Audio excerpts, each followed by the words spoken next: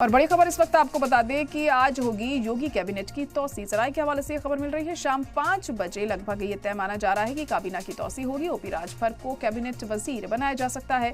दारा सिंह चौहान का नाम भी सामने आ रहा है। आरएलडी से एक एमएलए भी वजीर बनाया जा सकता है। काबीना में शामिल हो सकते हैं 4 वजीर।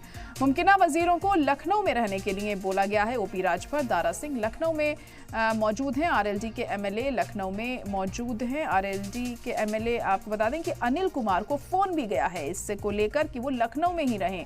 पुरकाजी से एमएलए हैं अनिल कुमार और आरएलडी कोटे से एक वजीर बनेगा। जराये के हिसाब से ये खबर मिल रही है तो अनिल कुमार का नाम इसमें शामिल हो सकता है क्योंकि उन्हें फोन भी गया है लखनऊ में रहने के लिए, लेकिन अभी इस पर आखिरी मोहर नहीं लगी है। अभी फिलहाल नाम का ऐलान नहीं हुआ है। आज शाम को 5 बजे माना जा रहा है कि काबीना की तौसी की जा सकती है। कैबिनेट का विस्तार हो सकता है और उसमें ओम प्रकाश राजभर का नाम भी सामने आ सकता है। उन्हें भी वजीर बनाया जा सकता है। इसके अलावा दारा सिंह चौहान भी बन सकते हैं वजीर। आरएलडी से एक एमएलए को भी वजीर बनाया जाएगा। ऐसी जराये के हवाले से खबर मिल रही है। तो काबीना में